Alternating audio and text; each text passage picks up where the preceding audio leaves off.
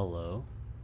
Hello, Needle Mouse. I see you're having troubles with Debian. How are you?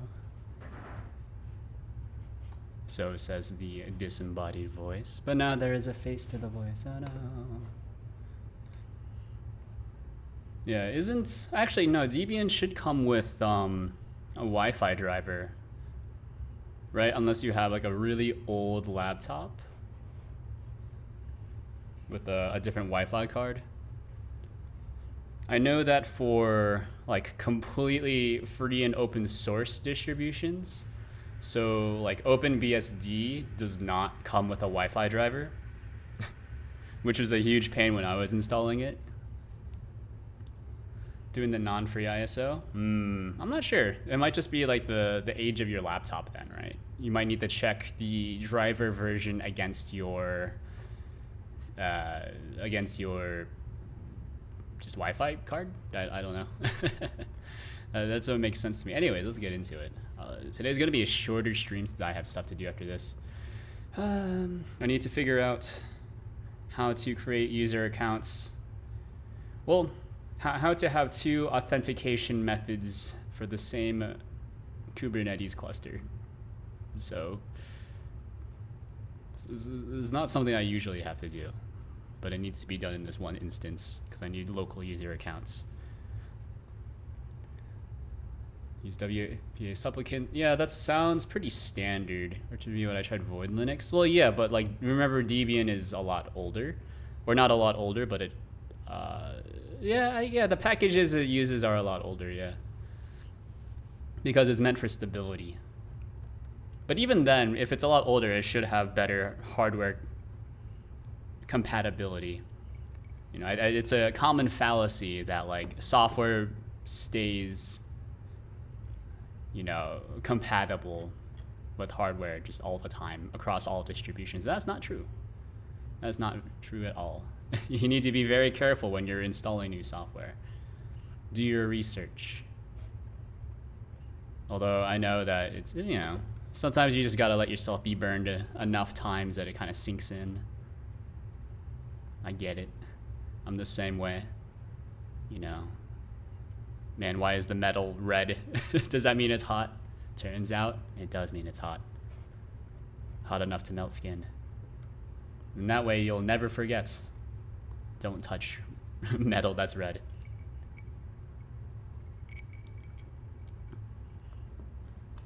But anyways, check this out. I'm pretty sure this is good enough. I did this while I was just bored on a call. But look at this. Wow, this is not what I was doing. This is what I was doing. So it's not immediately obvious. And I also have some errors, which is unexpected. Resume function on fade in completed, but it was gone. Oh, hello. Father, give me your coding brain. Hello, Nat Spooky. I remember you. It's a very good name. Very recognizable. Mostly only because I associate it with Doki Doki Literature Club. What a great game. Well, check this out. Everything is more or less completely translated. How nice, how nice. So we go to model. All of these values are now translated. Of course, they're translated from English to English, so there's no difference. But it's not so bad. It's not so bad. Supremacy. Isn't there there's like a Doki Doki Literature Club Plus that you can buy? I don't know. I feel like DDLC is the kind of game that really only works once, and on subsequent playthroughs, it's just like, oh, you know, I already know what the subversion is. That's somewhere at Google, they place explode one higher. That's why Google is slow. It was a data center. Yeah, it was the power transformer outside of the data center. There was an arc explosion. Yeah. Which means it was an electrical explosion where the primary danger of it is the exploding wires. Yeah. So Anytime there's an arc explosion, it usually means someone is getting maimed, and in this case, it was 3 people who were rushed to the hospital. And so that transformer explosion, the arc explosion, took down apparently a very critical data center. So I guess it happens. You know, it's completely random, right? Or sometimes it's not, but sometimes it is. There's like it could be a structural fault with the wiring. Could be like someone touched their wrench to the exposed wire. I don't know. They're side stories. I think that's the selling point. I wasn't really like super attached to any of the characters though in DDLC. Like Natsuki like had a redeeming her redeeming moments. Monika's pretty cool. Sayuri is your childhood friend, yes, and then the other one who is Yuri is just wild. Definitely like a few red flags there. But you know what they say, red means go. Probably, I don't know. If you're red green colorblind, probably. Can't get attached when they all die. Wow, spoilers. 10-year-old spoilers? Or whenever DDLC came out? Maybe it's only 5 years old. Anyways, I think this is pretty good. So if I were to take out... I wonder if it's possible for me to just disable translations. Go to my translation manager. Yeah, what if we just don't scan it? Yeah, if we just don't scan, then it's a lot more obvious where all the replacements are coming from. Okay. So VRM runner, default GUI, screen runner. Look at this, VRM runner. So pretty much anything that has an underscore in it or is all caps is being replaced at runtime. These are not, these are, and it's just, just terrifying to look at. These are not, these bones are not translated because there's no way to translate these. Oh, I need to go into these and translate those words. Okay, there's a few more things I need to translate. Tracking takes a little bit. Running trackers need to be translated. Tracking, okay, so all of these things also need to be translated. Like the actual page name, but we're getting close. I think we're getting close. Oh man, just a ton of things have been updated though.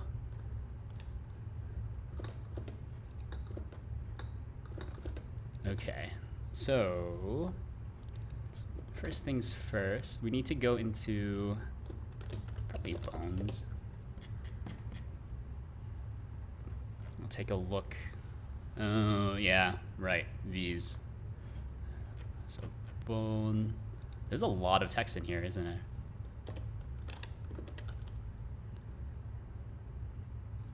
Let's default GUI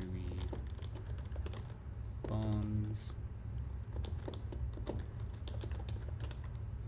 is tracking here toggle.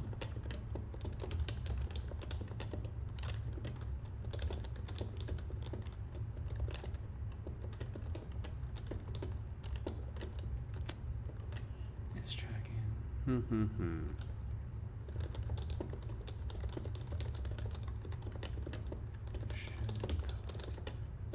Yeah, this is one of the, it's an easy win, a quick win as they say in the biz, but it's also extremely tedious. Like this is a task that you would give to like a new, actually no, this is a task that you would give to like the senior developer because it's completely mindless and encourages no growth. But it's also like extremely architecturally complex because you need to go through the entire application and then just replace all the strings with this tr blah blah. So rf kill. I'm not sure what rf kill is. Just remember to kill all children of your process. Remove the last 3 syllables of my last sentence, and you have a very concerning sentence. A very concerning statement, I should say.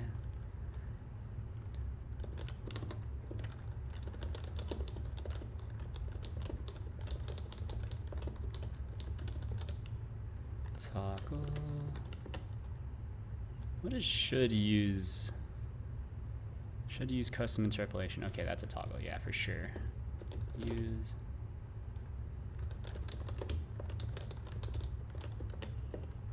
Let me see, and then the interpolation rate default. Interpolation rate label.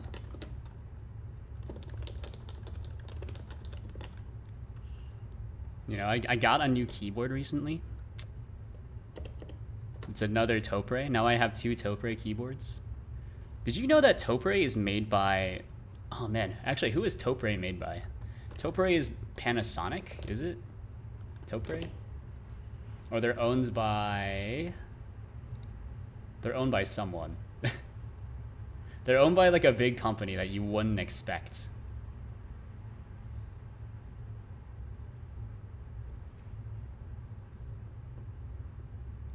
Who is it? Who is it? Who is it? I've seen it before. Is it Panasonic? Anyways, I got a happy hacking keyboard. What are you coding? I'm coding a VTuber renderer, so check this out. Let me re-enable the translations. So we have this, how cool. Look at that. I did not make the art, but I did make the slight parallax effect. This is broken because of the translation stuff. We can run it. Wow, look at this. It looks very similar to this application because I wrote both of them. So this is actually the rewrites of this old application. You might notice that the UI looks very developer UI-ish, and that's because it is. But we can go into tracking. Look at that. Yeah, why not? Use potato. Oh no, okay, hold on. Get context. Okay, get context just gives you the context directly. That's right, that's right. I made that change at some point and then forgot to change it back. So we start, break our necks, how cool. And then we can also, the more impressive part, besides just regular 3D models, you can do this. Oh no. Finished load model. What happened? Okay, hold on. Something's broken in this build, which has a tendency to happen. All right, there we go. Maybe the configuration file is just kind of borked. But look at this. Break our necks. And every time you restart the tracker, you do need to recalibrate it. Yeah, so there we go. We have eye tracking, still need to re-implement like interpolation for that because it's not quite working. So this also has VRM model support, which is generally, it's one of the 2 big things that people use for VTuber stuff. So you either have VRM models, which is what this is, or you have Live 2D, which is basically a 2D image that's sprite stacked on top of itself. So it's considered less work to make VRM models because it's just a 3D model, right? It's just a GLTF model that you then just rename. Pretty easy. And then add, of course, all the other requisite information stuff because GLTF does have an explicit section for extensions. So VRM is an extension to GLTF. How nice.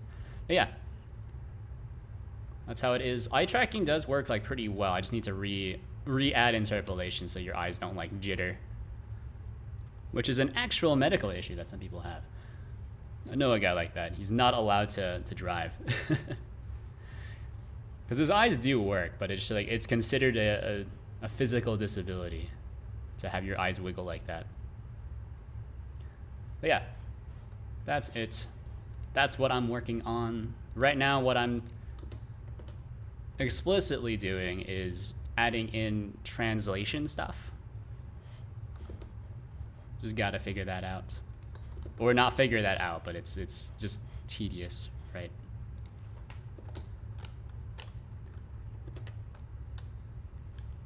Because the entire application was not built with the translation stuff in mind. I did not really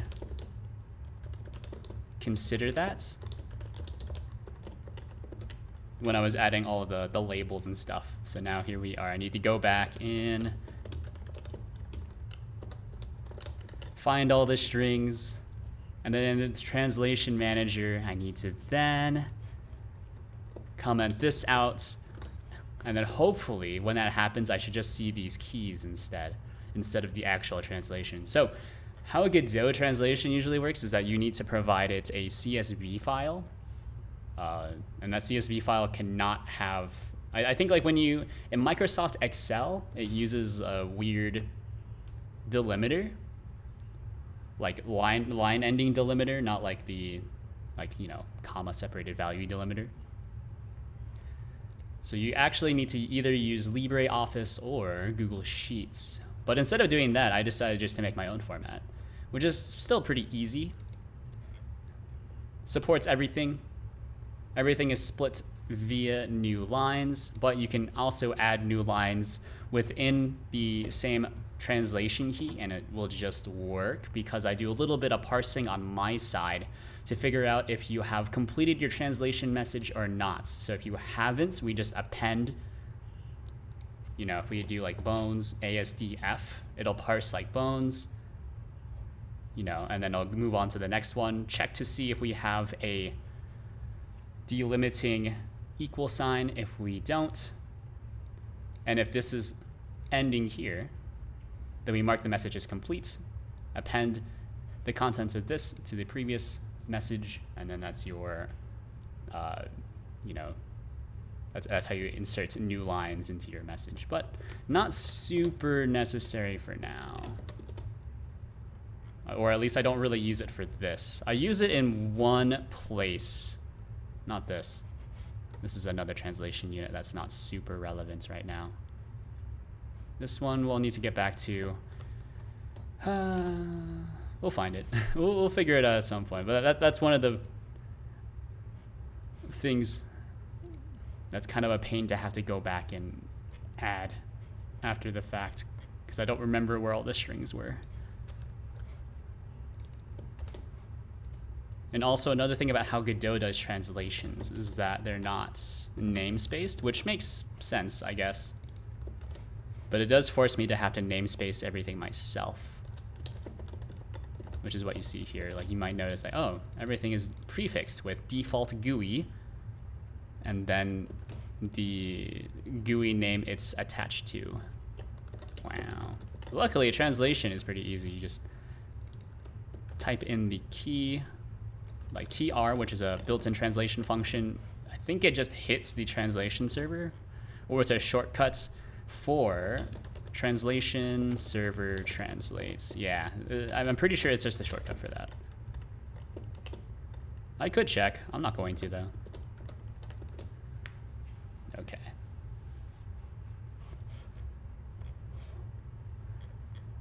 Yeah, because as mentioned before, someone did submit an Italian translation for the previous version, which is nice, but also like,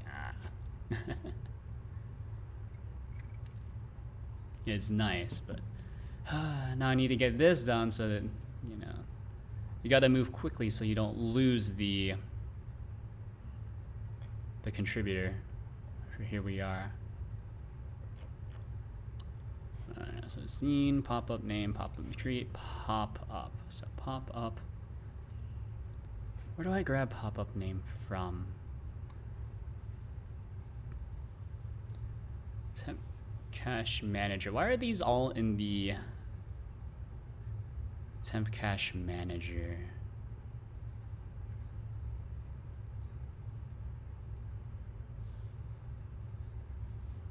I feel like this is not something that's supposed to be here.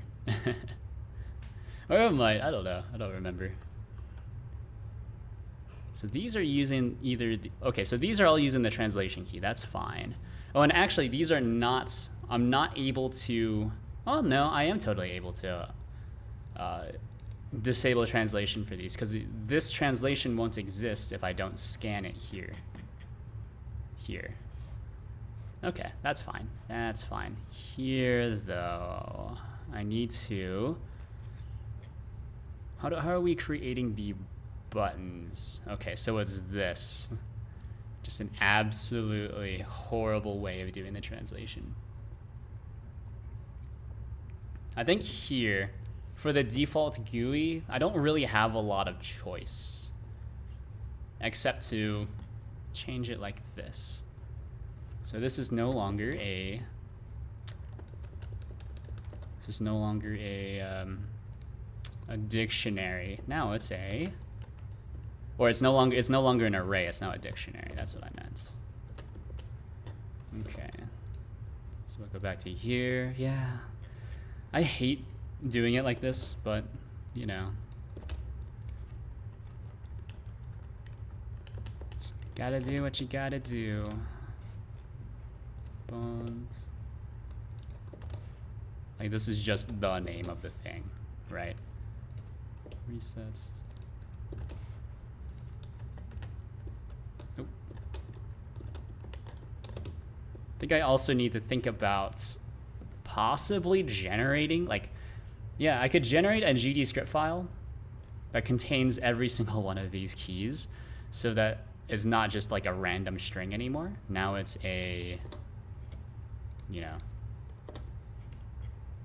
it's a file and it'll start throwing errors if it doesn't exist. Like that'll be really nice. That'll be really nice.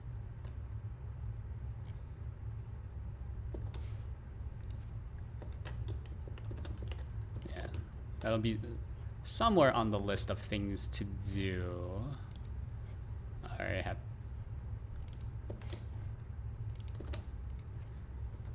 But of course,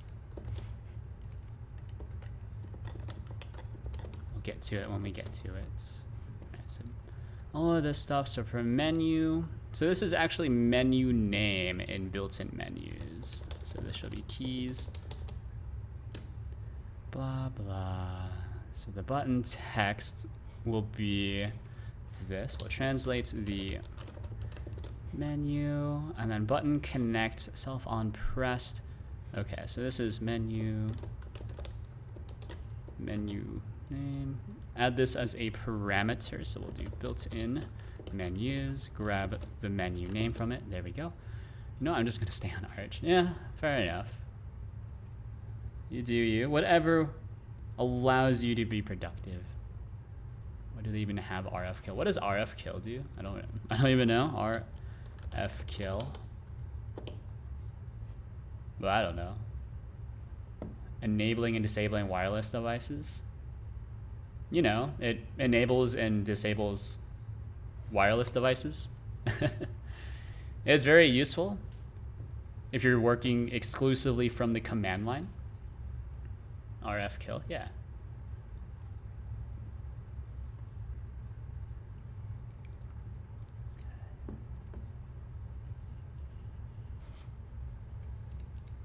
Let me see. What's wrong here? Oh, I did this wrong. This is presets when it should be tracking. There we go. And this menu name. It's not making me connect to Wi-Fi, so blocks and doing so. Yeah. But I'm also assuming that you are like GUI oriented, so you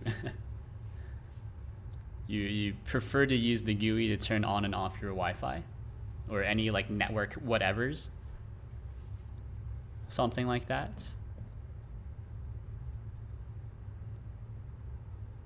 Yeah, I don't know. Like I don't really care about which distro you use. I think it's always kind of silly when people, you know, stress over like, oh, you know, I'm an Arch Linux only kind of person, or like, oh, I only use, you know, SUSE or SUSE, whatever. You know, it doesn't matter. They're all the same. What I'm using is lightweight QT.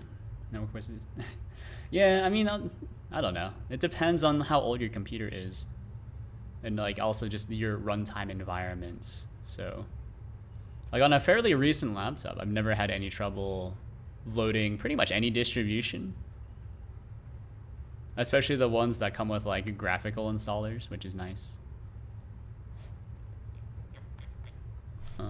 I think that's fine. Let's go through the rest and see where things explode.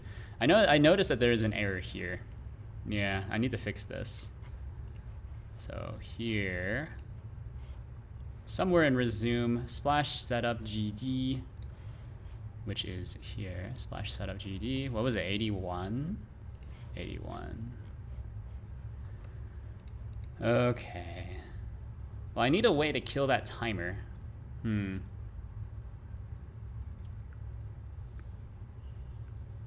Or what I can do is instead of using the built-in timer, I can do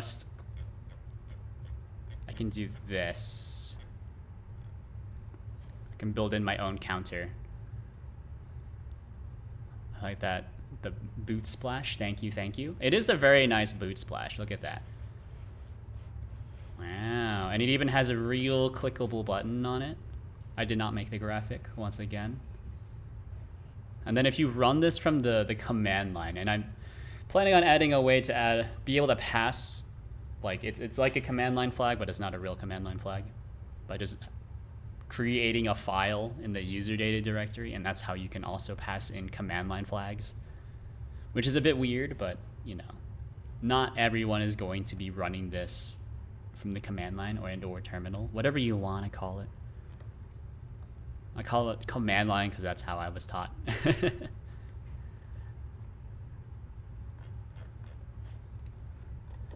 But now that I work almost exclusively with Linux, it's a bit weird for some people. They're like, oh, like you're a Windows user. And yeah. All these computers are all the same, man. Don't think you're special. Gotta wake so early for school now. Did you enter high school? I'm assuming you're based out of the US. So I know it goes like elementary school, high school, then middle school, right? I don't know why they do that, but see, that's something that's never really made a lot of sense to me. Wouldn't you want like high school actually should be the first one? Because like getting out of school earlier means that you can work later hours, or you can work more hours if you have a part-time job. Fade out. Fade out delay. I think that's what I'm gonna call it. Or fade out time.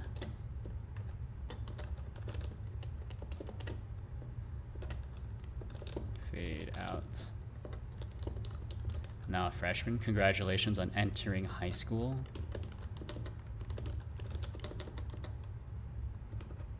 I don't really remember too much about my high school days. Not that I was like partying and or drunk. That was more my university days, but I don't know. The only like, I don't know, some people peak in high school. Don't let that be you. That'd be very sad if you peaked in high school, because that means the rest of your life is all downhill from there.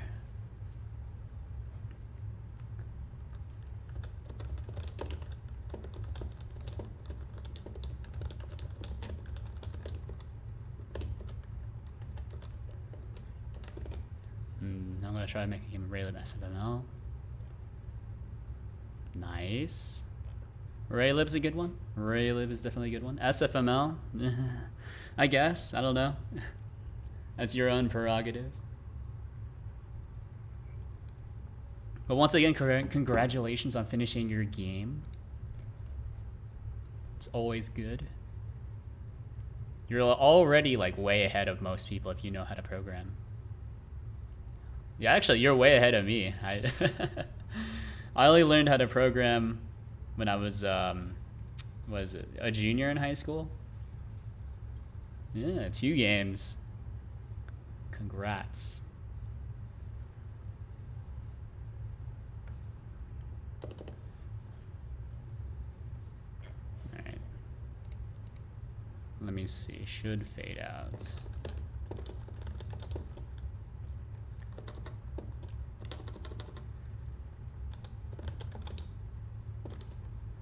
Well, this isn't really fade out time. This is more like time to fade out.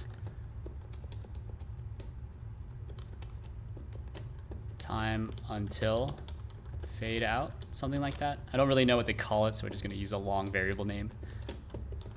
Time until fade out counter. And then like start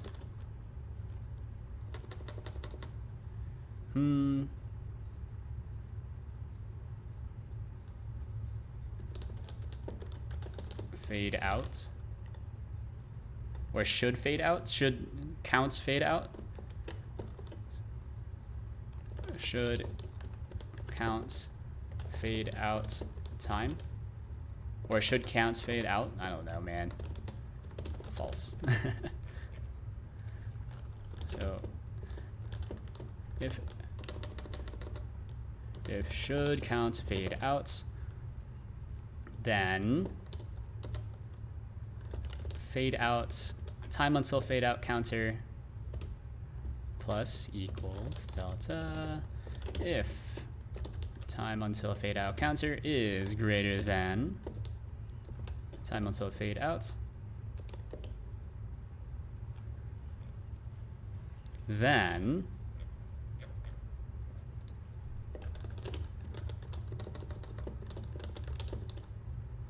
fade out. Something like that. So we just have a bunch of flags. It's weird.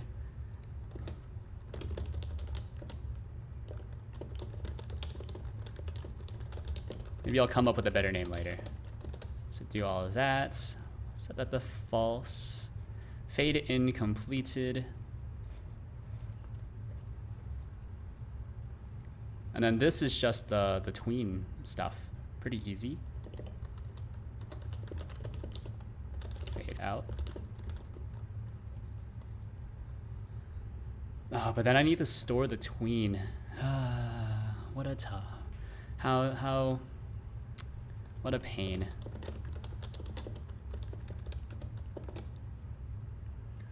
My own little engine in SFML, but maybe just for a visual novel. Yeah, give it a try. Learn something. I've never made my own engine, so you're already ahead of me there. Alright, I don't need to preload this here. But the tween, I do need to hold on to.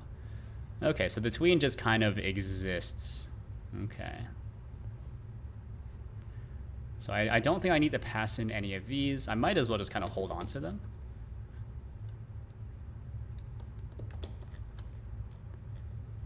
So this stuff, we don't need this. We do need these to hang around. Or maybe not hang around, but we'll just do this. Fade. Oh, that's not the fade. That's, I need the fade tween. Just difference entirely. Ba-ba.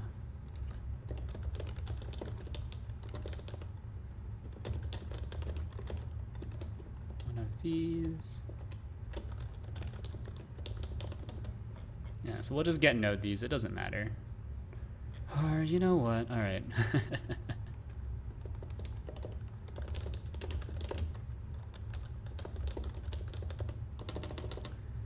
Fade some sort of color rect is equal to fade. Try some OpenGL too for some cool effects. OpenGL, pretty cool, pretty cool. Why not do? Well, there's a ton of libraries now for interfacing with Vulkan. OpenGL is going to stick around for at least a little bit, but it's already been supplanted in a lot of places by Vulkan. Now OpenGL is, you know, really only sticks around, right? Because, you know, so some people have older computers that don't quite support Vulkan.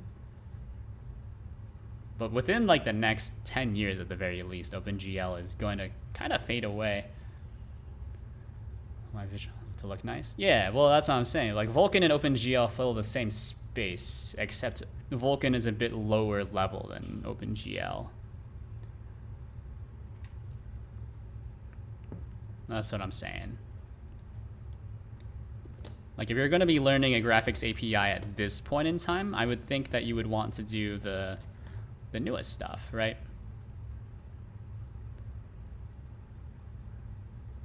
Right, programming languages are different, kind of. Like if you, like you're learning Java is still valid, but you should not be learning like Java 8. Unless you just want to get a job for, if you really, really want to get a job for whatever reason. But, I don't know. You should really be using like Java 17, or is Java 18 out? Yeah, well, I'll be the only ones using OpenGL. Well, a lot of legacy applications will be using OpenGL as well, but, you know, it's like learning like Game Boy assembly. Like, is it cool that you know Game Boy assembly? Sure. You know, it's cool. You can make like a ROM hack or something, but is it something that's going to be useful for you in the future? Oh, absolutely not. No one uses Game Boy assembly anymore. Even just like regular assembly. Like, will you learn something from it about like x86 assembly or ARM assembly? Maybe. I don't know. Might help you with some of the logic. Which is really the more important part, of course, but you could do the same thing by just doing like x86 assembly. Yeah. I think if your PC can't do Vulkan, you'll just get like an error being like, sorry, doesn't work. Can't compile. But as long as your computer is made within like the last 10 years, you should be fine. Alright, that's probably fine as well, by the way. But it's not connect. Oh, it is connected. Okay. Wait. I think I missed a few things.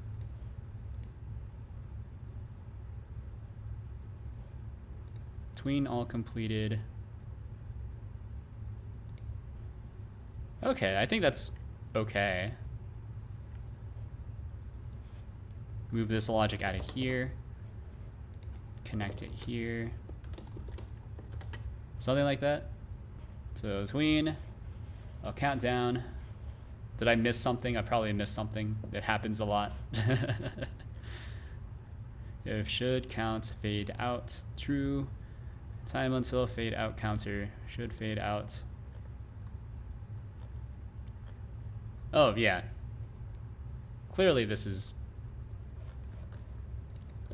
what I was missing. I'm just a big dummy. What am I doing? I don't even know what I'm doing anymore. Should fade out. Don't need that. Okay, which means that we'll be able to yeet this early without running into runtime errors. Yeah, okay, because we're not exiting a yield early. Save money for a new PC or laptop. Well, if you're going to be going to university at any point, if that's in the cards, I know it's still early for you. I think a laptop is probably the better bet. Because assuming you're going to university, you'll also have to go to classes, because I think a lot of universities have gone back to in-person instruction. So you'll need a laptop in at least a few of your classes, generally. You know, could you get by with like a netbook or whatever, an iPad? I use the netbook for all my classes, even my programming ones, so. Is it possible? Yes. Will it be painful? Also, yes. You know.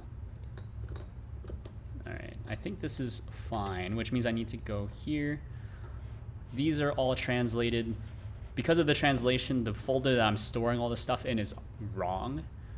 But then also these tabs need to be translated, which means it's the landing screen. Landing screen. Okay, so I just need to like raw translate these, basically. Oh, good. Oh, good. So I could just go through this tab container and try to translate these on the fly. Maybe. Yeah, I don't know. Is there a way in the tab container to rename the tabs? Tab container. Here's Toho. It's an inappropriate apostrophe. People use its characters to make commercial games. Yeah. Isn't that why Toho is so like super popular? Is that they're emphasize that, I guess. It's a fan game. I'm trying to Want to try to sell that fan game when I remake it? I think I'm just making a paid for art book DLC thingy. Yeah. I mean, there's nothing. I mean, as long as you have like the legal right to, I don't think there's any harm per se. I mean, it could possibly bring you harm, right? If people get offended that you're trying to sell other people's work as your own, that could be some bad press. But I don't know. I'm not super familiar. Get current tab control. Get tab control. So I could go through every single tab. Returns the control node from the... No. That's not how that works. And none of these give me back tabs either. Okay. Well.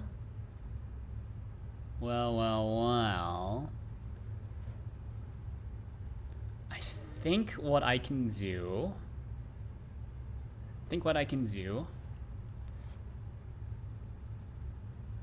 is just rename all of these. Yeah, because all of these are more or less completely self-contained within their own kind of bubble, if that makes any sense. Except for runners, but maybe like settings will also have to change. Or maybe I'll just change how runner works, I don't know.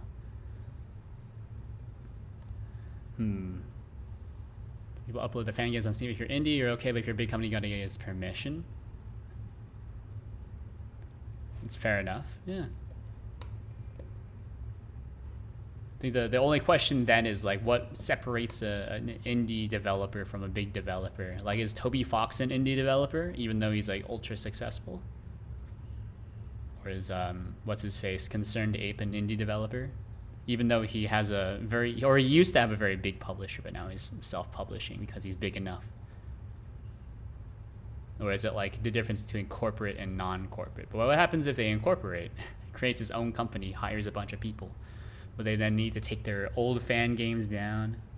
See, that's something that makes me nervous, is when people make like the weird exceptions like that.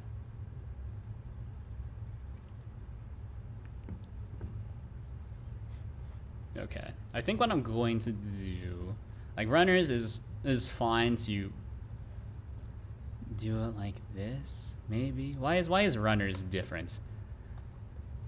I feel like I need to change this to match how settings works. So we'll copy, slap it into here. That's settings 2, which we can just call runners. Something like that. So we slap you into there, delete this duplicate settings, call this runners. And now that's the first one on the list, and it follows the same kind of structure as settings. Extensions will probably need to be done the same way, but then we'll just need to translate this instead. Something like that. Oh, and then runners does not display properly. Of course, a classic.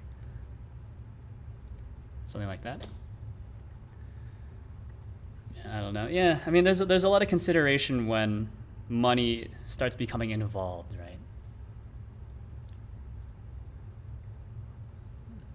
Money corrupts people, etc., etc. So you just gotta be aware that things can happen. It's the same reason why, like, if you can avoid it, like if you ever win the lottery, you need to go into hiding immediately, right? Because everyone's gonna come out of the woodworks. Oh, sorry, like, oh, I'm your long lost cousin. I need a small loan of $1 million to become president of the United States of America.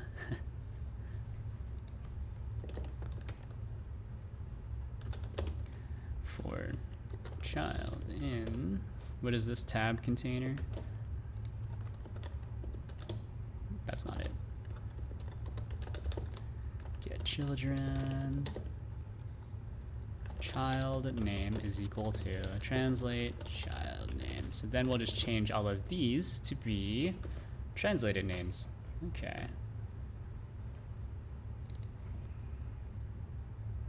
So it's landing screen, runner.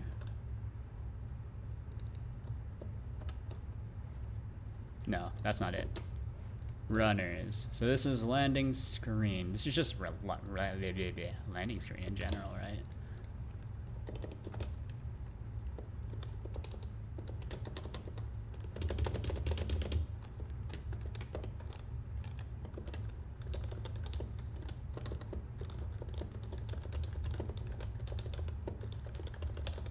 Runners. Something like that. I don't know.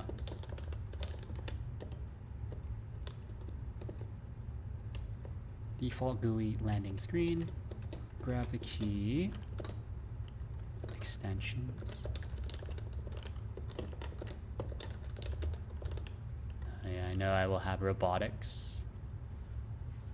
Robotics I in high school? What? Robotics 1?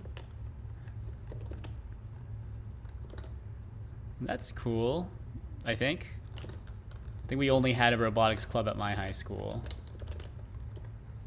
And it wasn't nearly as well funded as the other ones in my area.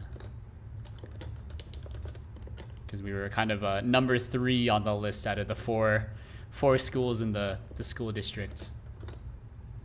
Not great, you know, not terrible, but not fantastic either. Could be better, could be worse, etc., etc. All I know is that it was the engineering teacher that was overseeing it, and he was not. I think he was more of like a woodshop teacher, if I remember correctly. But anyways, at that point in my life, I wasn't super into programming anyways. It's cool. I went to my high school and they had some rad robots. Did they? I think it's a cool introduction, I think, to robotics. The only big things I know about like robotics stuff is like the difference between like was a motor and a servo, something like that. And then I also know how to program Arduinos, and that's about it. Oh, and I know how to use a breadboard as well. Not great at it. I always need to reference the manual. You know, what the heck, like, do I attach it? When do I attach a wire to ground? Which one of these are ground wires? Which one of these are... do I ever need to attach a resistor to one of these? Which resistor do I attach? Do I need a capacitor? Something I still don't quite understand, but I know that it's more or less all documented. Just haven't internalized it. And I also just don't use it in my day-to-day.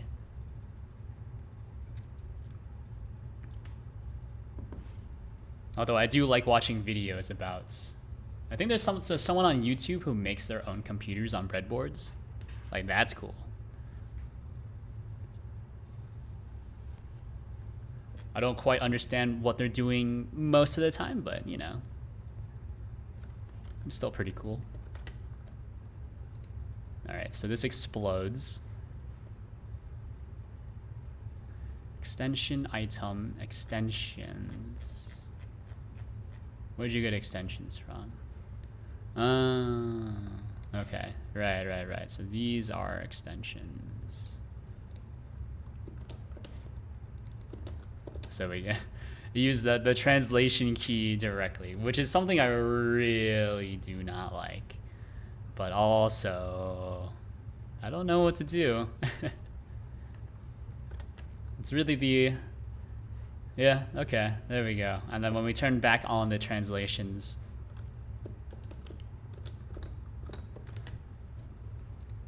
Oh no. Oh, because I'm changing the actual name. Oh, okay. But how do I change the display name then?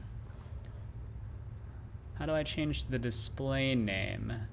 So what do these display as? Or what I can do is I can grab it before I translate all the names. Yeah. I can grab it before I translate all the names. So I just change the order of execution like that. Nah. Okay, well, that's weird. It'll work though.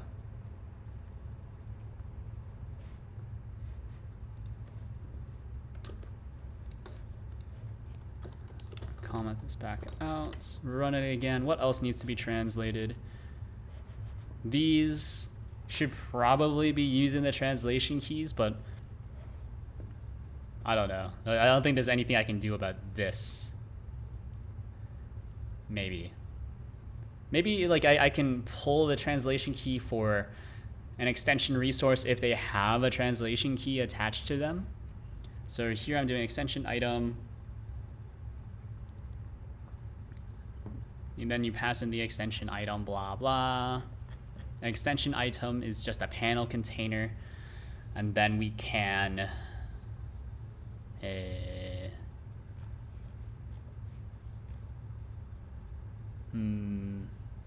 don't know, because you have the data, right, for every single extension item. I don't know. Let me see. So we go into here. I mean, this is, of course, extraordinarily gross. But these are all extensions. They should really be named properly, but that's fine. Extension item, extension data, extension name, context path, and then it has everything associated with it, including the extension name. Maybe the extension name, I can translate that during processing. Use SML or C. C++ I like C more. I think most people like C a lot more than C++. It's not an uncommon opinion. But that's because like C is basically untyped. So like you define structs and then like primitive data types, and that's pretty much it. Anything else is just like, I don't know, who cares? Just send it, dude. Void pointer. Just make everything a void pointer and then hope it works. And then from that void pointer, you can cast it to any type of pointer that you want.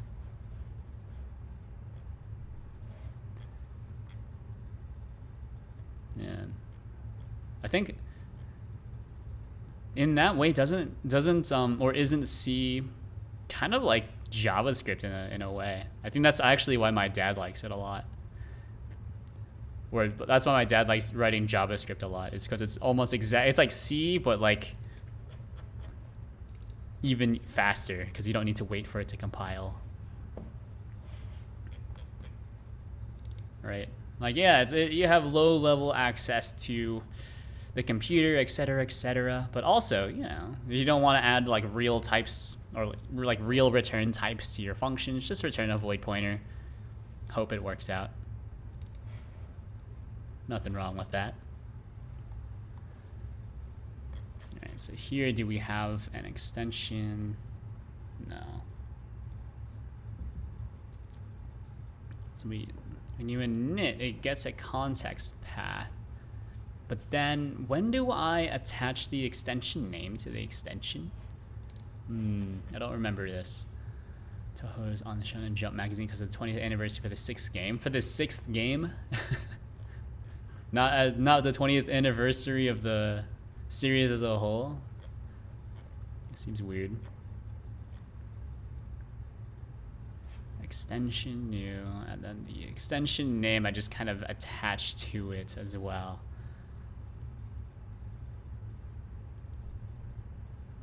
Yeah, I don't think I'm going to translate the extension name. I don't think that makes a lot of sense. Although you totally could. I don't think it makes sense. I think extension resources should have translation keys associated with them. Or what I could do is check to see if there is a... Yeah, check to see if there is a translation key for general. Yeah, translation key. If it's there. If it's there, we'll try to load it. Well, no, because this is during parsing. Well, I mean, I guess we can do this as well. So you can choose to translate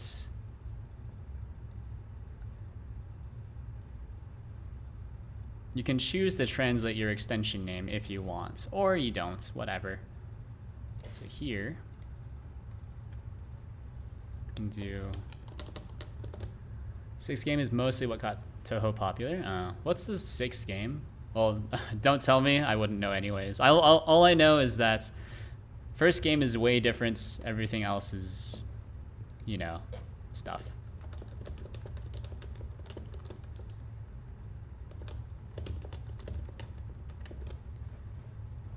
Alright, so context path. Doesn't really matter where we do this, huh? Hey, like, you really don't need an init. All you need to do is context, right? And then here, we'll just do extension ext context is equal to what did I do here? It was path, right. So you always have an extension name that we will parse from the general key, something like that.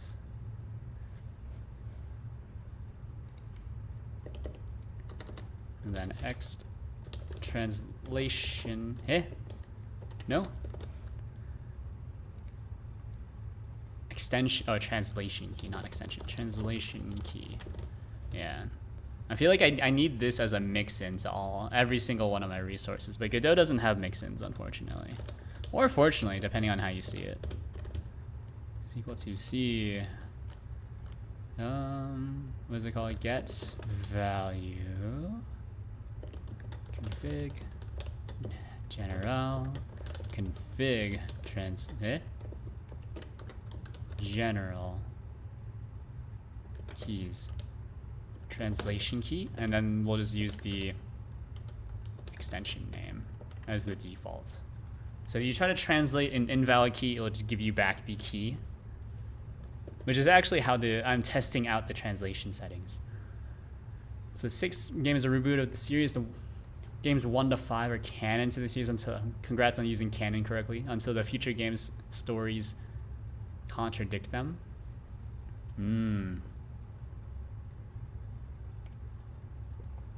Don't know. I know very little about Toho lore, except that they are bullet hell shooters. With a very deep, I don't know, winding, I don't know. Is Toho known for its world building? I actually don't know.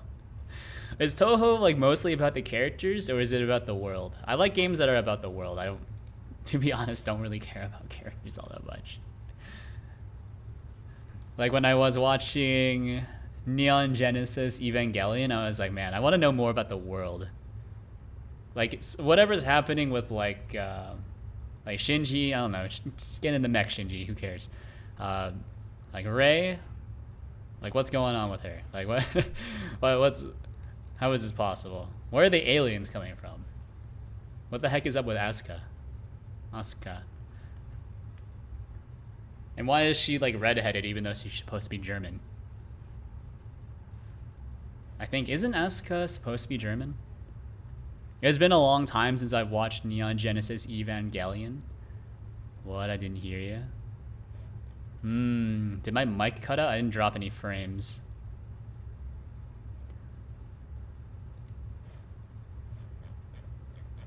What was I talking about? You've asked the wrong person, because I have no idea. Let me see. We can do...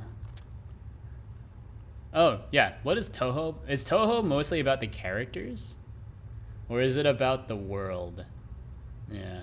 Because, like, I'm more about... I like world building a lot. Characters, you know, I take it or leave it. You know, I get sad when my favorite character dies in any piece of media, but I'm more like... I don't know, just... Is it like a cool world that like that would be you could lose yourself in? Like that's why Pokemon is really cool, right? Is that it's somewhat believable. Like characters, who cares about Ash or Red or Blue or whatever, right? Well, like just imagine. Like it's a world that is easy to imagine yourself in, which is nice. I like things like that. You know, you don't play Pokemon for the, I always call it Pokemon, but apparently it's actually supposed to be called Pokemon. You know. Is it character based, or is it more like world based and that's why people like it? Or is it like story driven? And then story driven kind of has its own set of conceits, I suppose. So X data, hold on.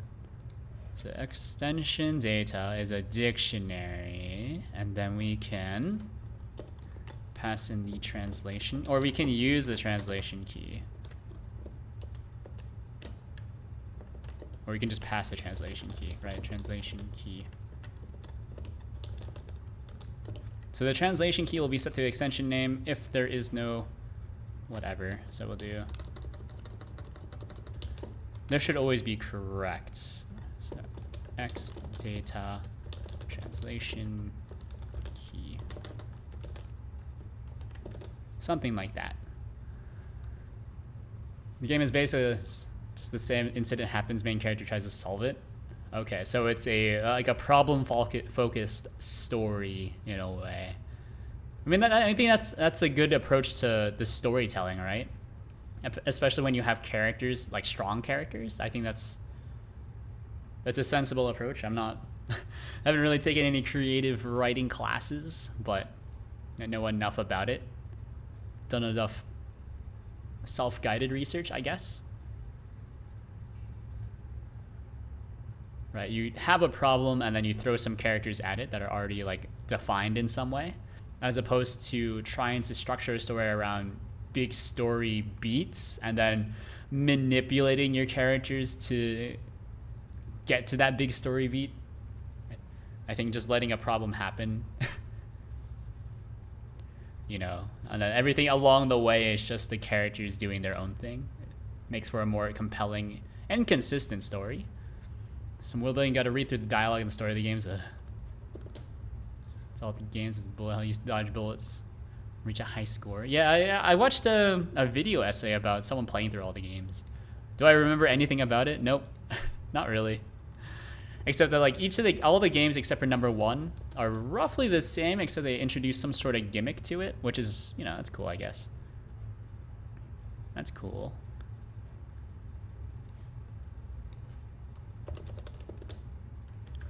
Alright, so we have this, extensions. So all of these don't have extension keys, but VRM runner, this is the config file. Translation key prefix I don't actually use. Or actually, do I use it? Hold on. Extension. Does this have a prefix? No, this just has a translation key.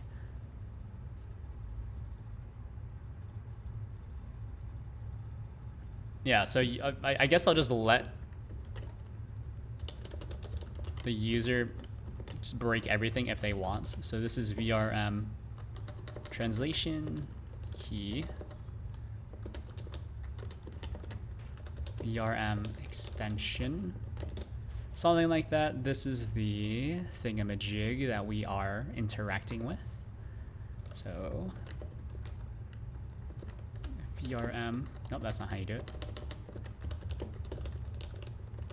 VRM extension, so this is just VRM, something like that. Kill bosses and do extra bosses if you want to go 100%. Yeah, there's some spin-off games like fighting games and boss rush games. Yeah. I've seen those. Like, there's a ton of spin-offs. I know the mainline games are more or less all bullet hell,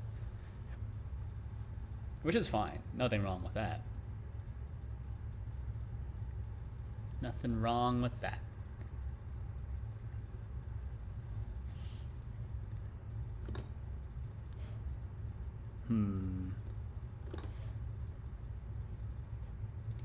So this is your config. Translation key for this VRM extension should not have inline translation values, because that doesn't make any sense. Because actually what I do is I go through with the translation manager, I run through every single translation file like this, and then I run through all the extensions. Yeah. I remember that. I made that. That was a conscious decision, which is somewhat uncommon.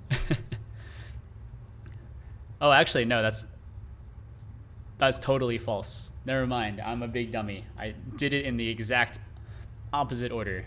But I think that's still fine.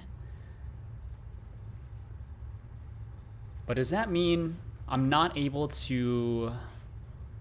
Hold on. Doesn't that mean that this is wrong? Parse extension section. No, this is the extension section. Oh, and then I just used... Oh, okay, yeah. Well, parse extension. Yes, I read all this stuff. I don't translate anything. I only translate them when I start displaying stuff on screen. That's right. That's right. Yeah. There we go. So this just works. This just works. VRM extension.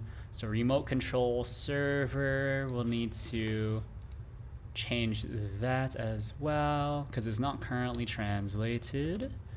That's fine. Remote control server has translations. So remote control, this should actually be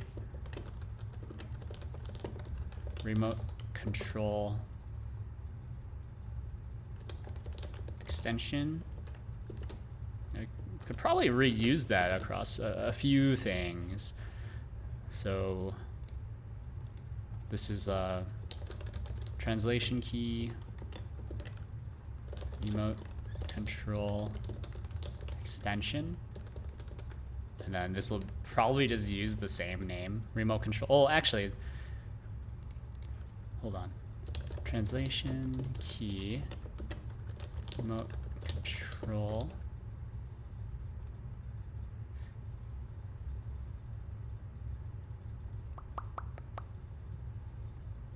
I don't know, just remote control. Remote control extension, it'll just use the same one. That's fine. It doesn't really matter. And here, just remote control server? Something like that. That'll probably be fine. So then when you go into here, this will display as remote control extension.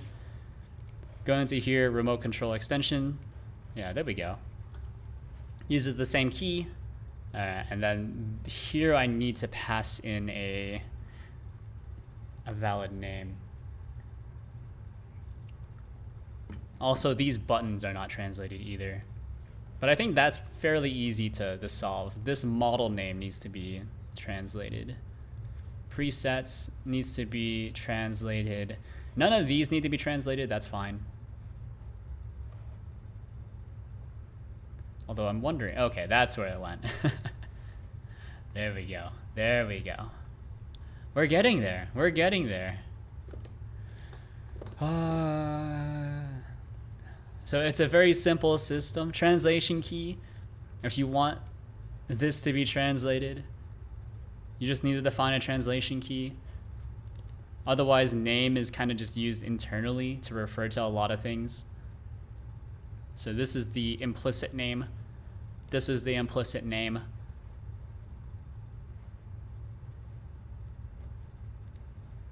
And internally, that's used to refer to the extension, but for anything that has to do with displaying the extension, we'll either use the name or the translation key, depending on if there is a translation key defined. So it's better to use a translation key so that, you know, it'll just translate really easily into other languages. Yeah. Because it doesn't make a lot of sense. I was thinking about this at first, to just translate basically like a lot of words. Try to go word by word, but that's not a good solution at all. Because I think there is a lot of nuance to translation. Right. Like section is pretty unambiguous, but if you're doing like model, like what are you doing? Are you modeling, like a model as a verb, model as in like a 3D model, like a mental model, like what's there's a lot of things a model can refer to, and then how you express that in other languages can really differ depending on the context. Yeah. I think this is fine. Let me see. I think landing screen, that is in the bag. Totally crushed. Default GUI. How am I doing?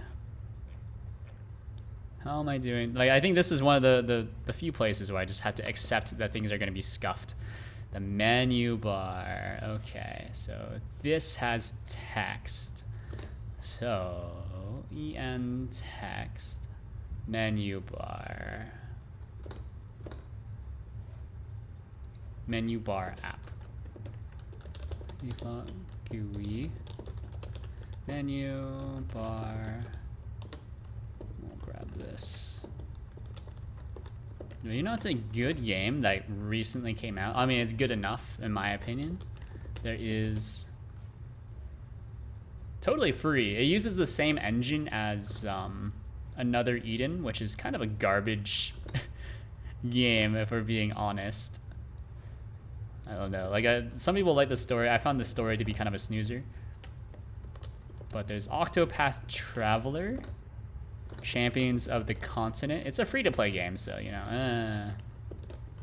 But it's actually like it's pretty good. It's pretty good. I've been having fun with it. It's pretty faithful to how Octopath Traveler, like, actually plays as well. If only because it's turn-based combat. Kind of hard to mess that up. It's nice though. I like it. The story is not bad. I mean, some of the side stories are really, really bad, but you know, can't win them all. And then who doesn't like gacha? I like gacha. I like gacha games, unfortunately. You know, there's some rush when you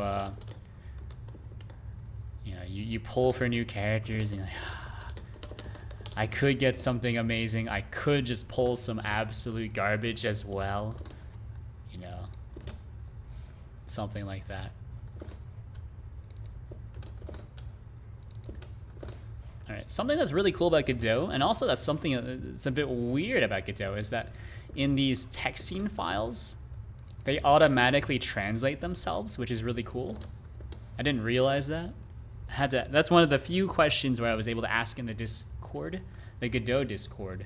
You're like, hey, I got a problem. And they're just like, yeah, it's just that easy. I said, oh, you know what? What do you know? You know? I never really thought about it. It does make sense though. Okay, so the last thing is the pop-up names. And then I think almost everything is translated at that point. So this is fine. This is fine. Pop up, pop up, pop up. Base, pop up. Pop up.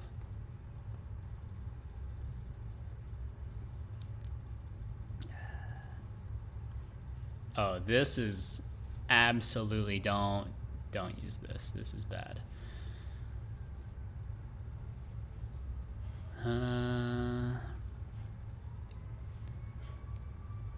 I think this should just be screen name, I think.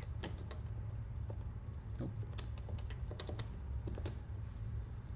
I think that's fine. I mean, there's not too much you can do about that.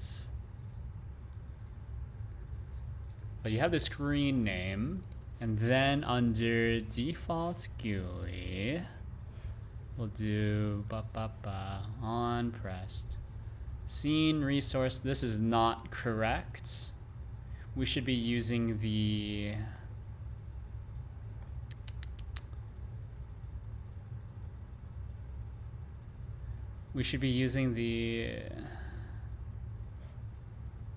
so on pressed. Yeah, I think I need to pass in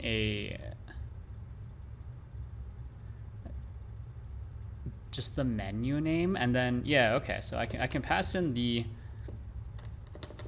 translated menu name. So menu name. So this will take in a scene, we don't know what it is, and then the scene name, or I guess the display name, right? Something like that. And then for this we have an extension resource, I think. What does query extensions for type give you? Extension resource.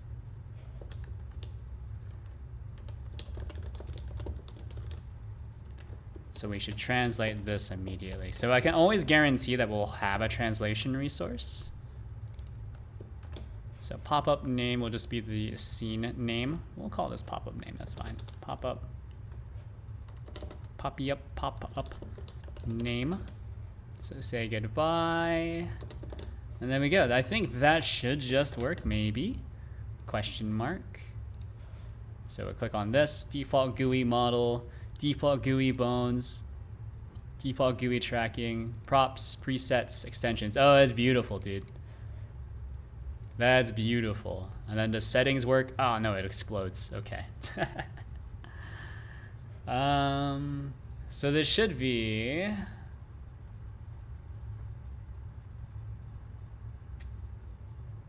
I gotta think. I think we can do. Not everything will have a resource path, so then we need to do the old if statement shuffle here. So in case we're given a node, so if p screen is node or any, well, hold on. If it's a packed, well, if it's a resource, right? Then we can grab this stuff, give it with a pass, and then elif p screen is node, and we'll do that. Else p name is equal to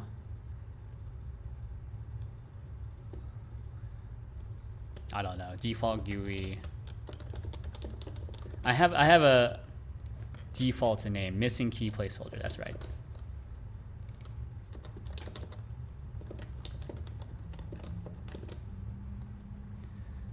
So this should be p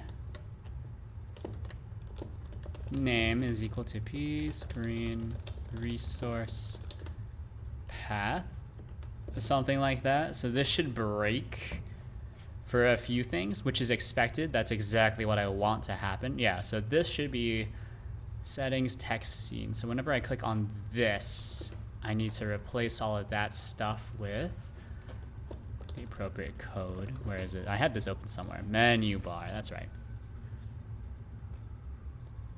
Oh, good. So we translate all of this stuff. Add item, pop-up, add item. Pop-up, add item. App buttons. That's right. Then here, base pop-up.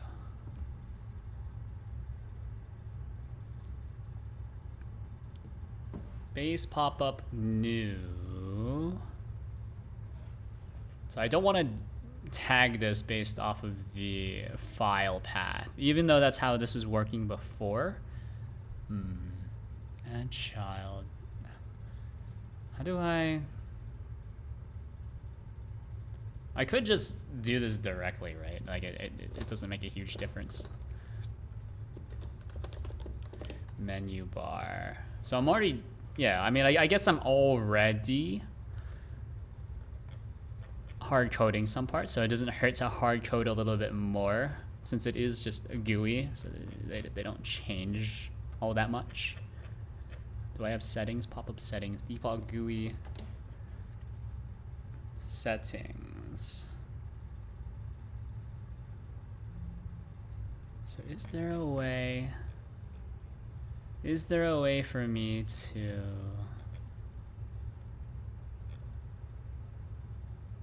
associate these? I don't think there is. I think I just have to do this directly. That kind of sucks.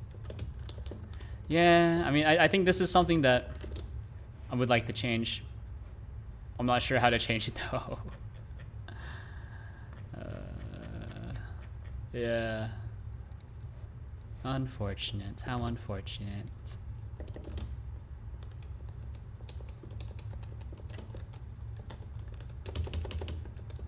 It's a system that works, and I like how I have this all kind of structured, but otherwise, you know, could be better. Could be better.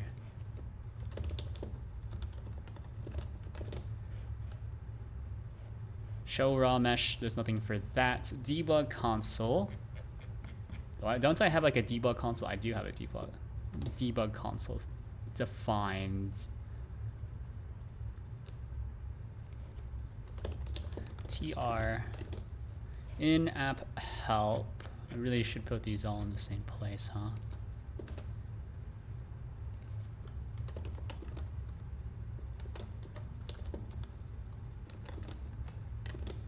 So there's about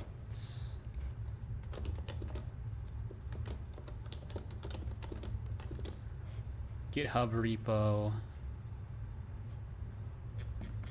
Guess this should go in just like the default menu bar. Yeah, just like default menu bar, I guess.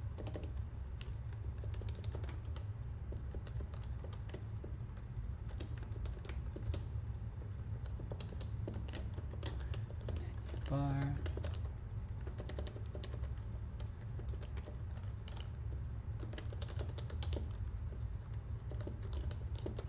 Default GUI menu bar. Well, this is just menu bar, right? I don't need to specify that it's the menu bar for the menu bar.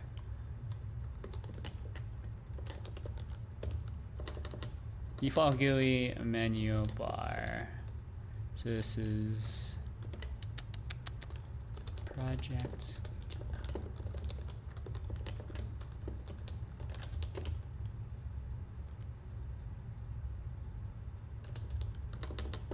GitHub repo, something like that. Default GUI menu bar, Discord invite, and I'm gonna actually call this Discord, something like that. Yeah, and then there's licenses, which is kind of its own thing as well.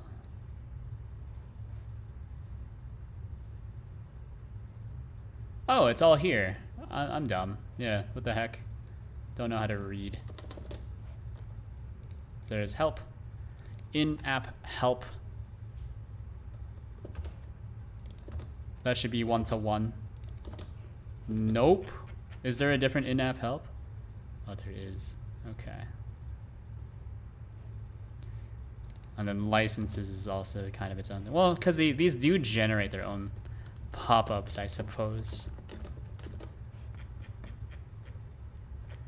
Let's move these so they're right next to each other. It's freaking me out.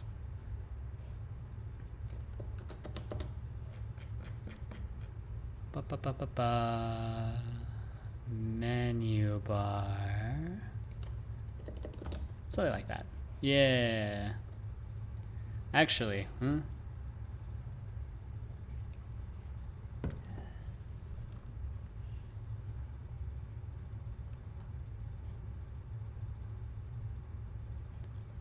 yeah. I think this is unfortunate, but there is a pretty good amount of duplication. This does kind of require someone to go back. To go back and make sure everything is coalescing properly. Yeah. Yeah. It's a bit tough. It's a bit tough. So I think these can actually go away. And then we can figure the rest out later. Maybe. So at least for now, these should all display improperly. That's the entire point. So menu bar help licenses should display, yep, there we go. That's proper. Or that's correct, I should say. That's correct. All these look correct. All right, cool. That's cool. So then we'll turn them back on the translation manager. It would be nice if I had like a command, a way to pass command line arguments to the debug build. I wonder if there's a plugin for that. That would be cool. So everything should be translated now. So just give it a quick look through. Looks about right. VRM runner, remote control server. It's fine. Layouts, that's fine. This is fine. This is fine. Licenses, that's fine. About, that's fine. In-app help, that's fine. All right, cool. Look at that. He's done it, I think. Let me push this code. I think this is pretty good. I think this is pretty good. Get status.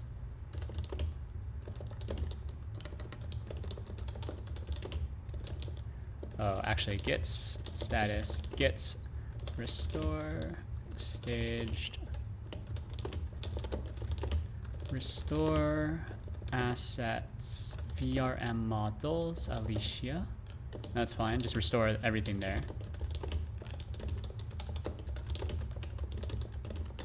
Finish adding translation support.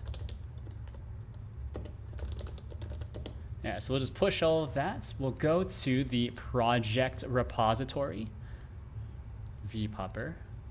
It always kind of freaks me out when people follow me on GitHub. So, why are you following me on GitHub? It's so weird. Freaking me out.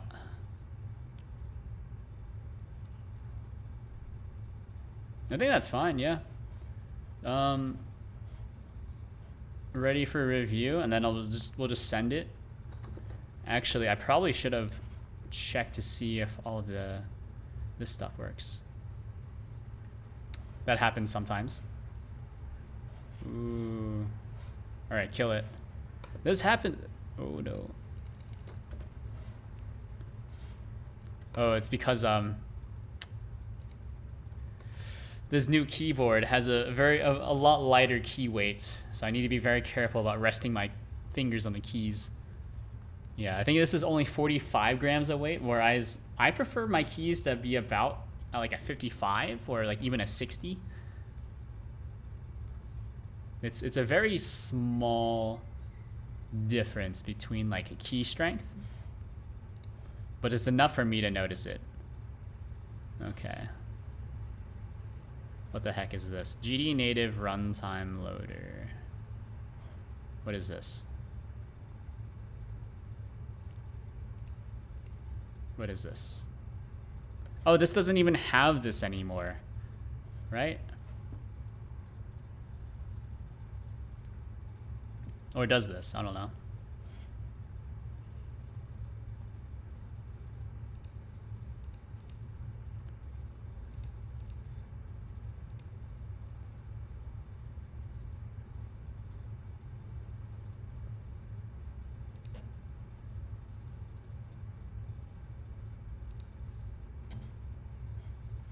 On a null instance. What does this mean? So the problem is CNAME, pinger, native classes, pinger, null instance though. Huh. That's weird. Is it a null instance? Pinger. It's not true. This does exist. This might be like a 3.5 only type of bug.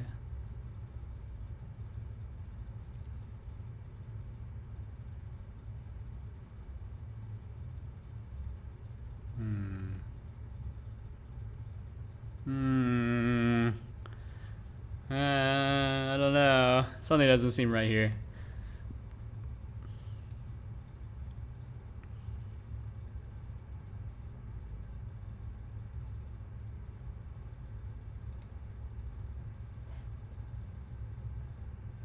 Because it does exist. I'm just not able to...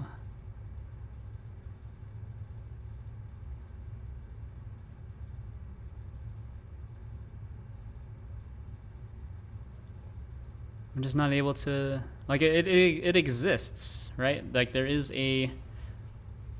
Like, this is a native script, right? Apparently it doesn't exist though, which is a bit weird. That's fine. Yeah, GD native. I think we'll just disable those tests for now. Something doesn't seem right about that. That's not what you're supposed to do, but I'm gonna do it. All checks have passed. So this must be like a 3.5 only kind of thing as well. I think this test is definitely kind of flaky. 100%. But we'll push that off for now. I shouldn't do that, but I'm going to.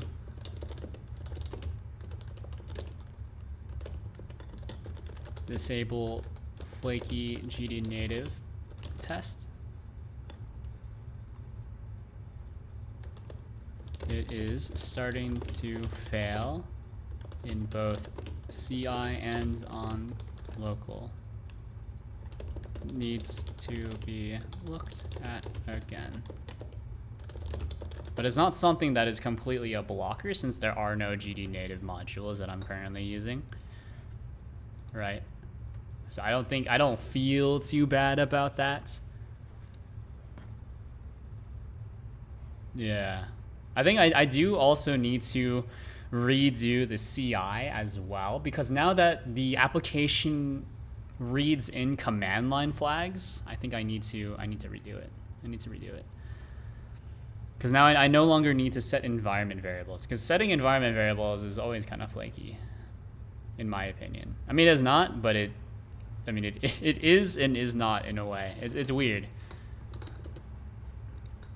Anyways, we're just gonna merge it because no one seems to ever review my pull requests. So, send it, dude.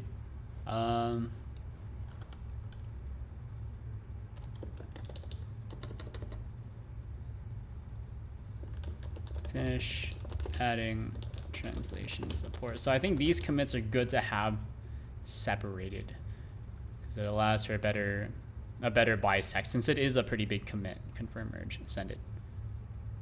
Delete branch. Go to git check out master and git pull. Send it. Let's go. Reload. So if we run this, it should be fine. Oh, I forgot. I forgot that one thing. Yeah, that's right. Okay. Yeah. It's loading in this. All right, you know what? I'll be right back. I'm gonna pull myself another drink and I'll fix this one part. BRB.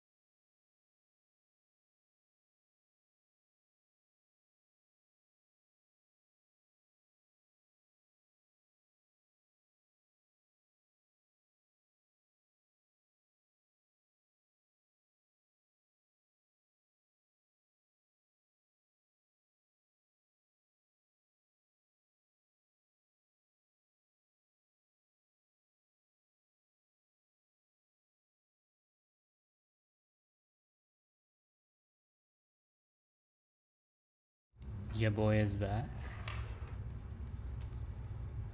Probably the last thing I'm gonna work on. Then I need to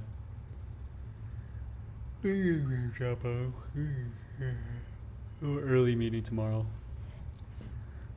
Over, you know, big banks. Did you know that big banks are like actually they have like internal Bitcoin divisions, which is bizarre because it's like a Bitcoin specific division. Like it's not for like crypto in general. It's like specifically for Bitcoin. Yeah, like one of our efforts is to actually support that. I'm like, what the heck is this, dude?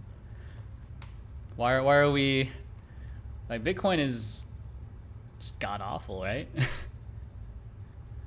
One of the worst ways of implementing a cryptocurrency because it's so slow, and yeah, they have the Lightning Network upgrade, etc., etc. But like, what are we doing here? Or I wonder if it's just like a separate initiative that because our initiative is so weird, they were the only ones, or we were the only ones to say yes because we're trying to get like users as much as possible. I don't know. I've always had to be. It's bizarre. And also the people who are like the main dudes behind it are Swiss, which is somewhat humorous, I guess. It's a weird situation all around. Yeah, they're running their own miners and stuff. I guess if all the miners are run by banks, it'll be faster, but also like kind of defeats the purpose of cryptocurrency in general because then it's centrally managed, which is against the principles of it. And at that point, then you've gone back to central management? Question mark? I don't. Yeah. It doesn't make a lot of sense to me, but you know, as long as they keep paying me. As long as they keep paying me, I don't have any complaints, right? Find runner preview. All right, so we need to go to runner and change that. Yeah, you know, a very mercenary view on ethics. It's like, yeah, I do have a code of ethics, but you know, money solves all problems. Money solves all problems.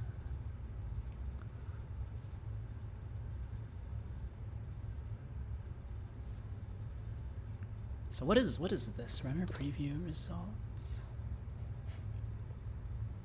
What are we looking for? Boom. Expected path is default runner.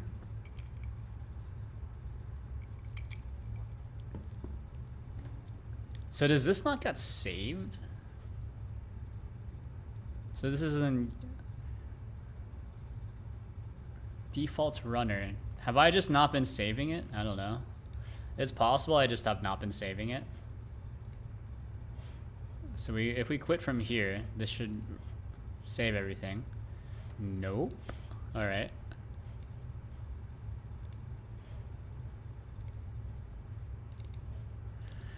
Roaming, Godot, app user data. Which one of these is unnamed project? Virtual Puppet project, runner previews. So this is VRM. Maybe it's just not saving. What the heck? What is this? So if I go to VRM question mark VRM GD. No, this is in default runner, so I can actually debug this as well. Generate preview.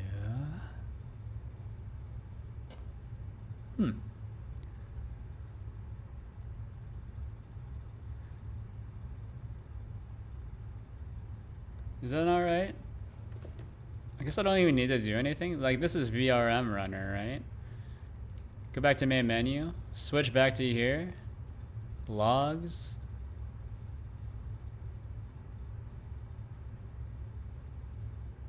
I don't have enough logs. All right, let's kill it. So we'll do logger info generating preview.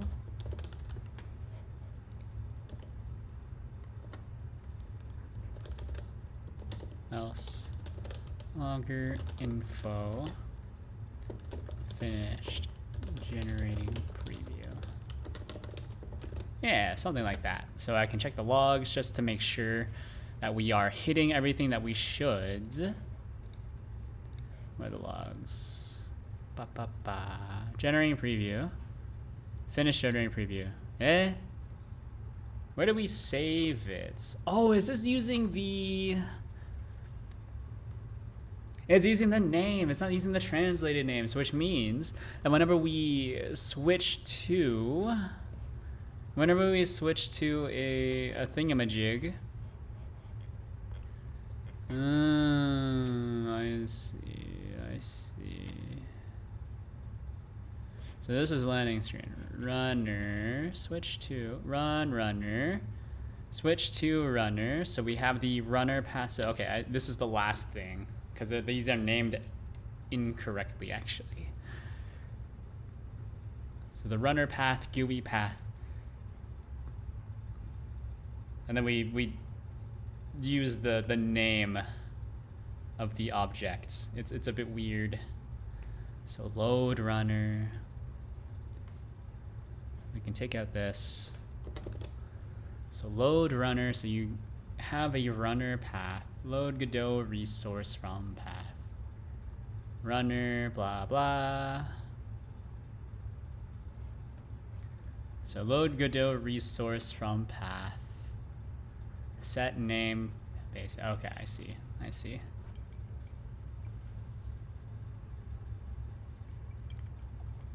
That's kind of tough, actually. I need to think about this because I've been using file names as names. Oh, it's a Godot resource at the given path.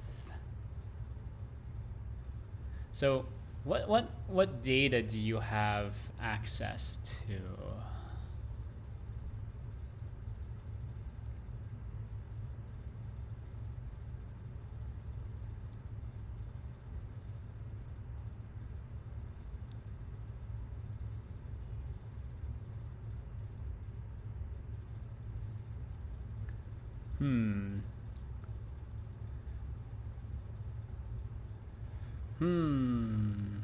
I'm thinking about it. So in setup, we can do it. Pre-setup, post-setup, setup. So we can set the name somewhere. Like here, we can do... We don't need this. This has been absent for a while. Give this a save. Go here. This is clear up most of this stuff.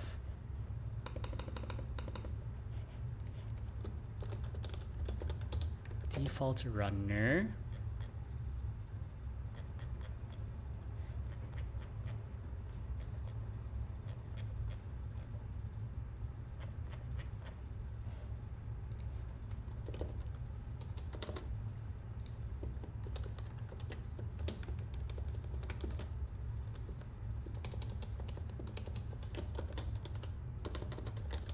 Default runner, something like that. Hello, my friend. Hello, Big Lee. How are you? Thank you very much for the follow, by the way. I did remember seeing your name in the activity log that I have on my side. How are you? This is what I'm working with right now. What I'm trying to fix at this point in time is the problem of naming scenes, so I can generate a runner preview. Look at this. So this is VPupper. This is broken, but check this out. Everything is actually translated at this point. Well, I think the settings are still not translated, but we'll get around to it. But technically, it doesn't look like everything's translated, but if I go to Translation Manager, turn off scanning of translation files, you go here, the splash screen doesn't change. I mean, it's hard to... This isn't text. This is actually an SVG. But look at this. Translation keys all around. Hey, no problem. I looked at the program you're using, and you're using it to make VTubers, and I was like, oh, I'll give you a follow. Oh, thank you very much. It's written open source. Translation keys. So if you are, I don't know, if you speak a different language other than English, it is in theory possible to have it translated automatically. So we were using translation keys, and now everything is just in regular English, which is nice, except for settings. Still need to get around to that, but that's very low priority. Right now, I just need to get the preview window going again, and then we're off to the races. But yeah, I guess how did you hear about me, I guess. I've noticed that there's been a big uptick in the amount of stars or whatever, so I'm assuming I was put on a list somewhere. I'm just not sure where that list is. Because when I look at my insights, I was like, what the heck? Where does all the traffic come from? I said, oh, GitHub or Google or Reddit. I don't know what that means. Bing is also pretty comical. But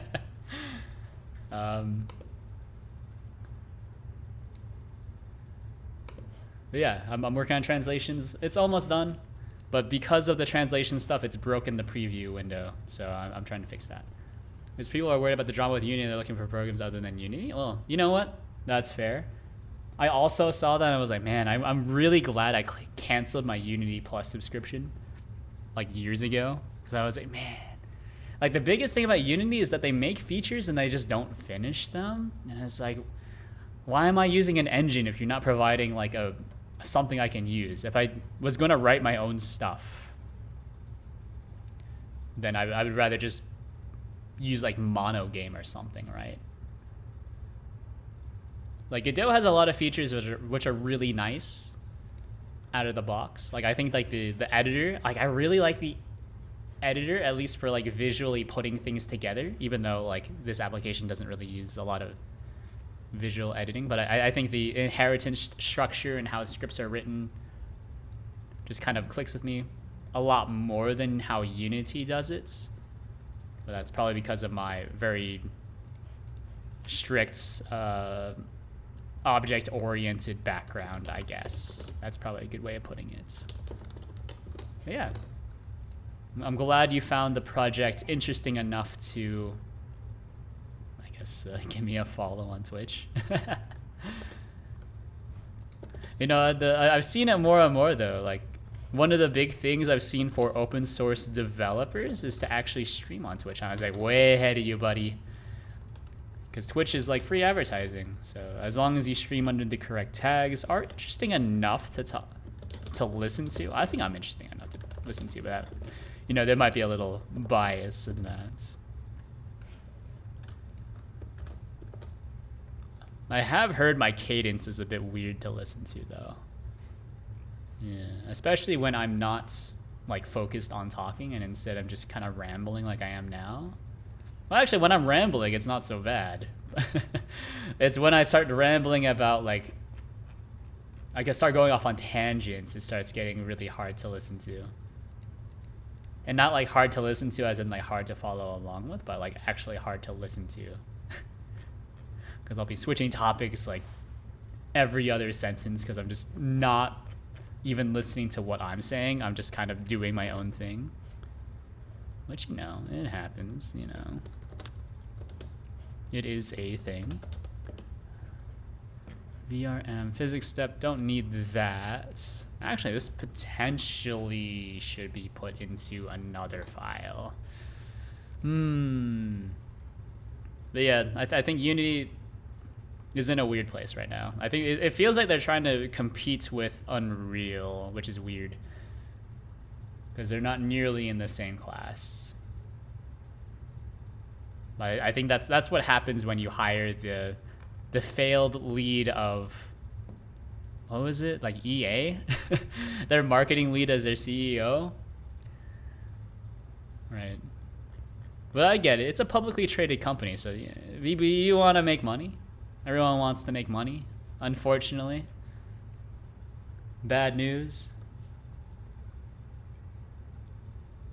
If you know anything about EA's track record, you know that anything related to them gets driven into the ground.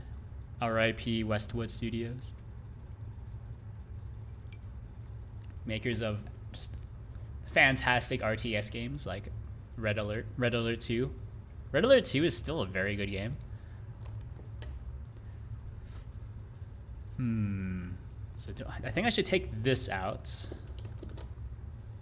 And then just move all of the naming stuff to here. So then in VRM,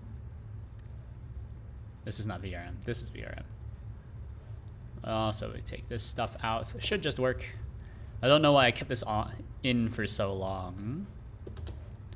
So VRM, set up logger, no, this is pre-setup. Pre-setup scene. What does this need? This returns a void, right? Or is it a result? It returns a void.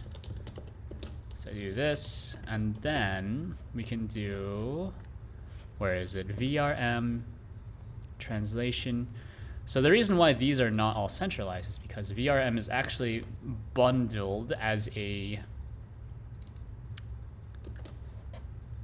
it's just completely separate, right? It's bundled completely separate. So if you don't want to have the ability to run or load in VRM models, you could just take it out, right? This does a lot of runtime loading. So it's made with modability in mind, which is kind of what this application was made with. So the GUI in this old application is also made with modability in mind, but it's kind of hard to modify. Although you totally could. You just need to know what you're doing, which is kind of a big ask. Okay, so this is not working. Generating preview. Where does this generate? So default runner. This actually generated for default runner, which is incorrect. NVRM, which is also incorrect. I wonder. So we go here. VRM runner remote.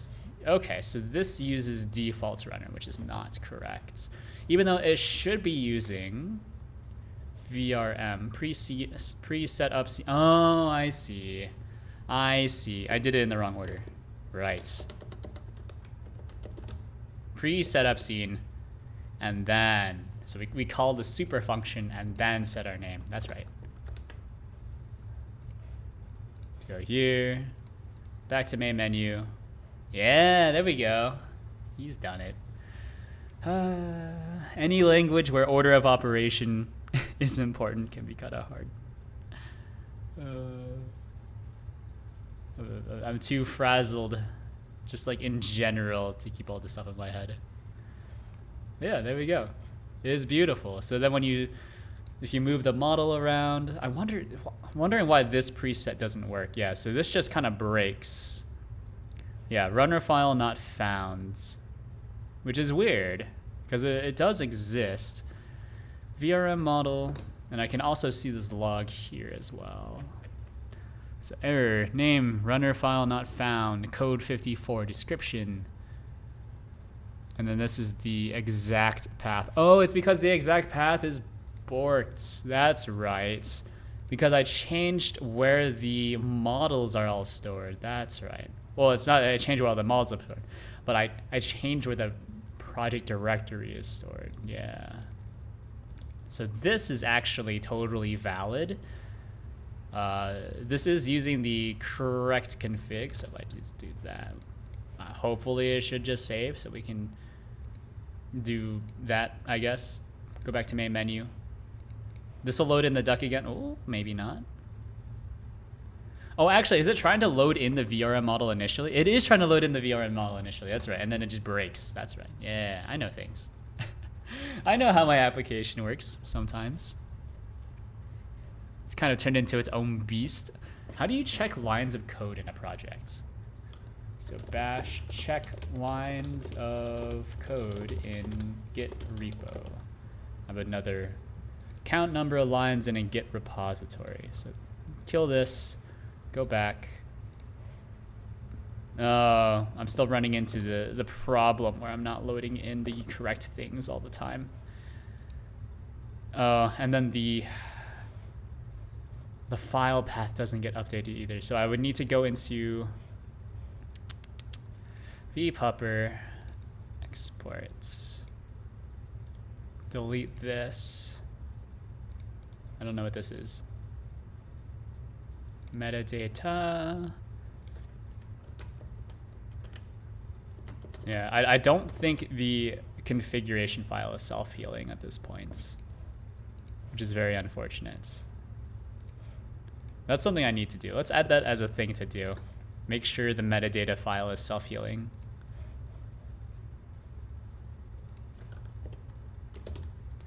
Make config files self-healing. So they are resistant to errors. Because I think right now they'll just explode. So this loads in properly, which is fine. We go back to main menu. The model doesn't actually get cleared from the temporary cache, which is a problem. We go here, blah, blah. This will load in the duck again, but then we'll be able to load you in. Yeah, there we go. Okay. So I need the files to be self-healing. I need to look into that. But we are able to save the preview at the very least. That's good. Let's push that as a commit. It's good enough. Git status, git restore. I don't know why whenever Windows accesses a VRM model, it modifies it as well. That's something that doesn't make a ton of sense to me. So what's the diff? I know that there's a diff here. Oh, the file endings all changed as well.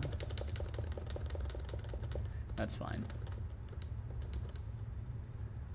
Adds additional logging. That's cool.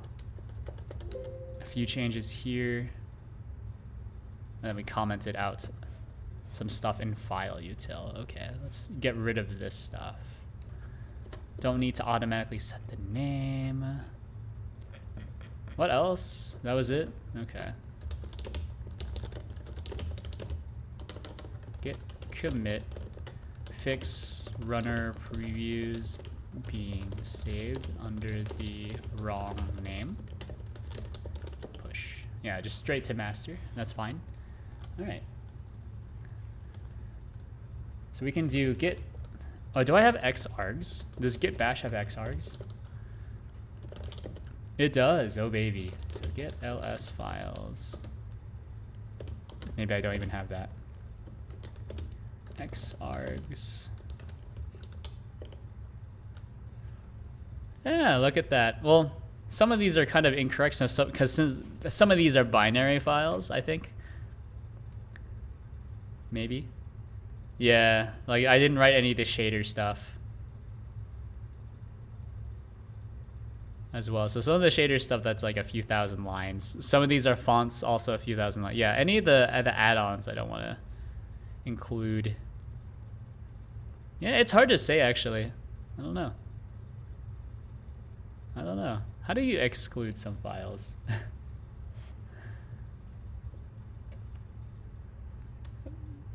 I don't know. Who knows? But it says that there are... I don't think that's true. 120,000 lines of code written by me. That doesn't sound right.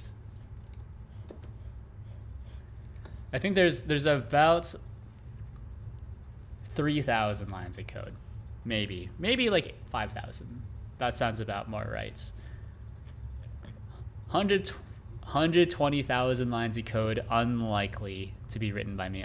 Maybe there are 120,000 lines of code in the project in total, though. Maybe.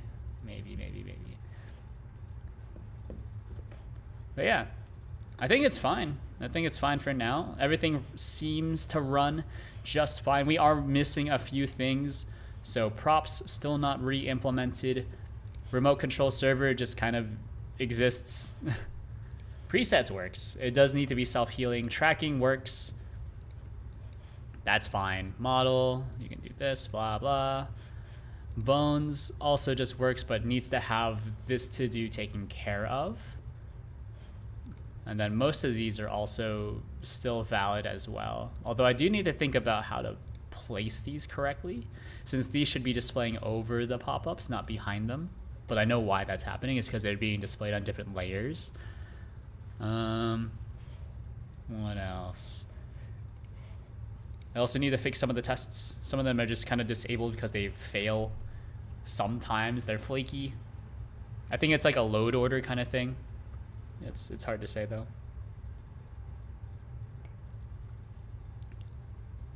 Oh, there is like a JTV thing as well. I noticed in my overlay there's a JTV. That usually means that someone has started hosting me, but I have no idea. But yeah, everything's pushed. Today's going to be a shorter stream, so thanks for tuning in. I'll be live tomorrow from 9 till 11 p.m. Eastern time, working on this again. Yeah, If you haven't given the stream a follow already, I highly encourage you to do so. I stream Sundays, Tuesdays, and Thursdays from 7 to 10 p.m. Eastern time, and on Wednesdays from 9 to 11 p.m. Eastern time, working on Godot related stuff usually. Let me see. Did my bot break? I need to rewrite my bot. My bot's written in like Golang, not Godot. All right, there we go. There's a Discord if you want to join that. You can talk to me whenever. I'll get back to you whenever. Let me see. GitHub. There it is. You can click on that to find all the projects I'm currently working on. Have a lot of stuff. So some build scripts, some modules, etc. Lots of compiling stuff. Tend to get a lot of flack for using GDScript, even though I know C++ and all the other low-level languages. But you know, what else? No, that's it. Yeah. No viewers, so whatever. No raid. Goodbye. I'm clicking on the wrong window. Hold on, we'll get there. I can't click on OBS. It says OBS is selected. Close and open. All right. Goodbye.